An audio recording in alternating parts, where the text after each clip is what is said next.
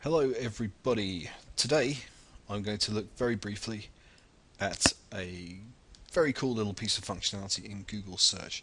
Now, everybody knows about Google Search, everybody does it, but there are a lot of different ways to search on Google, and there's a couple of little tricks that can make your searches more effective, and I'm going to look at one of those today. So, for the purposes of today's discussion, we are going to research towns in America and villages in America called Clinton. It's a very popular name. I'm interested, for reasons of my own, in towns and cities called Clinton. So I'm going to go to Google and I'm going to type in Clinton.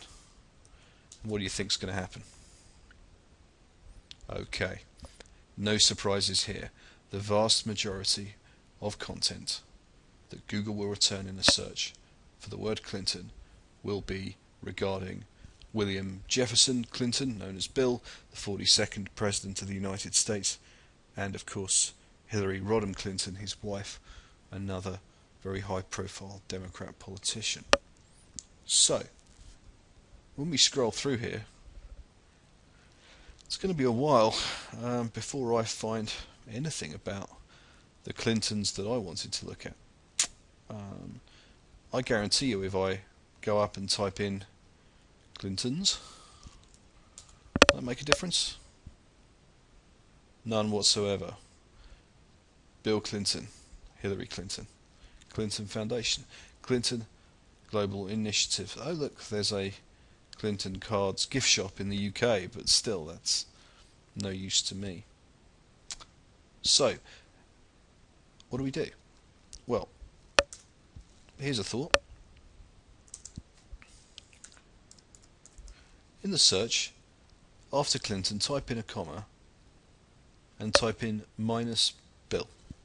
That's now going to give you every site and page in Google's returned search results that does not include the word Bill. Now I suspect that this is going to have a dramatic effect on the results returned. Okay, here we go. Start out with Clinton Community College, that's new.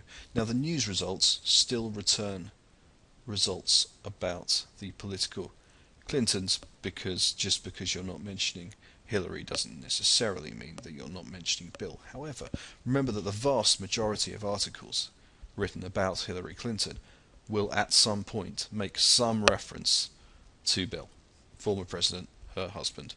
He'll be in there somewhere. Also, of course, when you're talking about politics, the word Bill has another meaning. So Google will, of course, knock out any website that makes reference to the passing of a bill. So here's what we're left with. City of Clinton, Clinton School District, Clinton, Missouri, Clinton, Oklahoma, Clinton, Washington, Clinton, Louisiana. Now we're getting into the stuff that I came to Google to research. I've completely changed the search results simply by thinking about the impact of the search choice and the competing information, if you like, that's going to come up under the search that I'm doing, and by isolating the main competitors for the search information that I want and the main distraction from the search that I wanted to run, and by putting that word into the Google search with a minus sign in front of it, I've completely changed my search results and made them far more relevant to what I want. Very useful trick, very few people know it, so bear it in mind when you're searching on Google, and good luck with everything you're trying to find.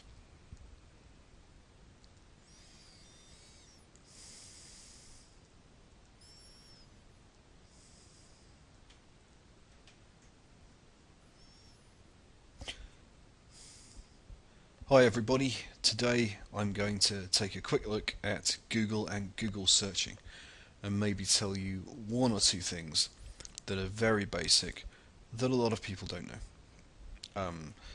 So let's start out by choosing a search term. For purposes of illustration, nothing political, but because it helps with a couple of points I want to make, we are going to search for Clinton. Okay, a simple one-word Google search, and look what we get. No surprise at all that the returned results include references to Bill Clinton, William Jefferson Clinton, 42nd President of the US, his wife and current high-profile politician Hillary Clinton, also the Clinton Foundation, and also the city of Clinton in Mississippi. There's a lot of things that you would expect to see, including at the very top, which is of itself something of a surprise, Clinton Community College. So, let's say I want to research Hillary Clinton more than anything else. Well then, I can of course simply go up and type in Hillary Clinton, which will refine my search results to obviously more relevant things.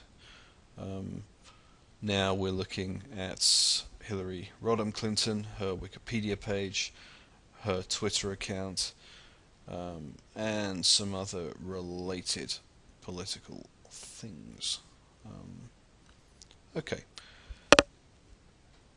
Now let's try something else. What if we put in Clinton again and return to our very Bill-heavy search term? Let's add a comma and type Bill with a minus symbol in front. Now what this is going to do is remove all articles where the word Bill appears. So it's everything Clinton and nothing Bill.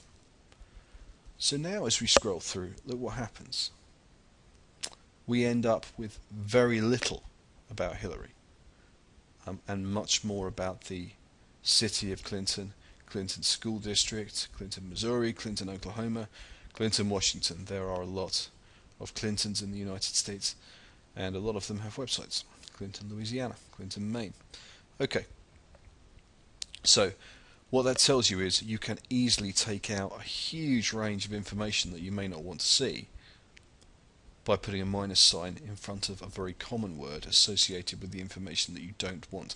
So let's say if we wanted to look at the city of Clinton, or we wanted to talk about or read about places in the United States that are called Clinton, what's going to get in the way? Always Bill Clinton, a hugely high profile person. Hillary Clinton, his wife, another huge profile. And you'll even get into Chelsea Clinton, their daughter, who has her own profile. But simply by putting a minus sign in front of the word Bill, look what happens. Suddenly we can really look at the Clinton subject matter that we wanted to look at. So, minus signs in Google, very useful, not used by a lot of people.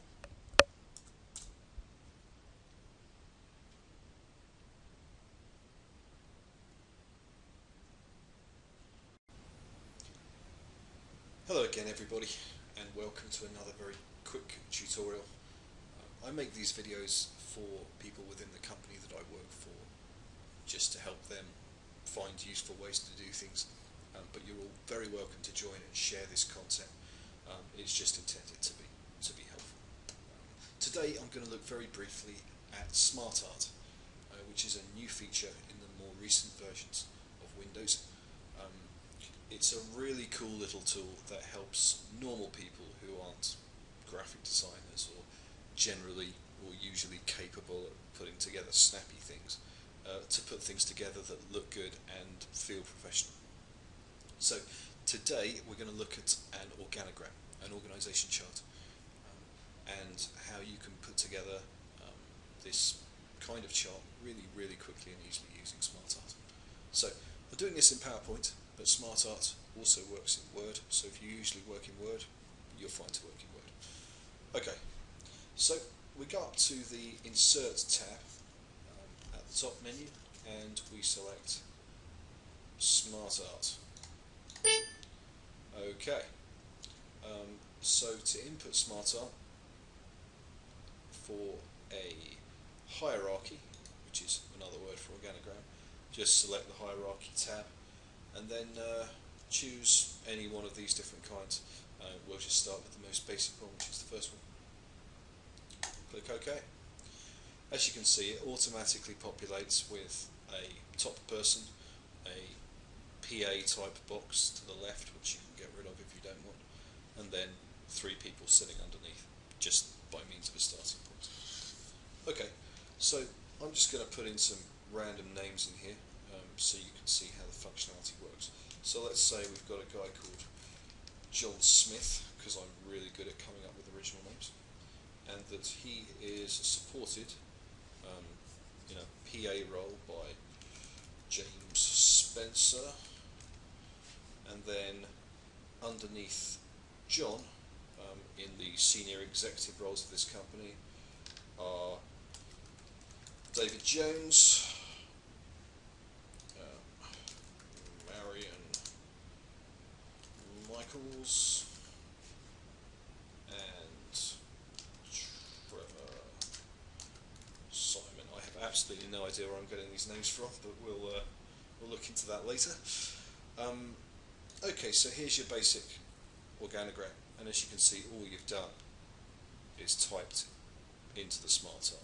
Now let's get rid of James, because you may not want to have somebody in that kind of PA role, so we just backspace it, and you'll see everything automatically jumps into a more simple format. So let's say we have somebody working for David, and his name is Paul Peters. All we do is type Paul's name in there, and he will pop up underneath David in the organogram. Similarly, Paul himself, I might have somebody working for him, and we'll call her June Davis, and again she will pop up underneath Paul. Okay, so that's how you build your basic organogram. As with everything else in Smart Art, there are lots of different designs that they give you automatically built, and we select those up here.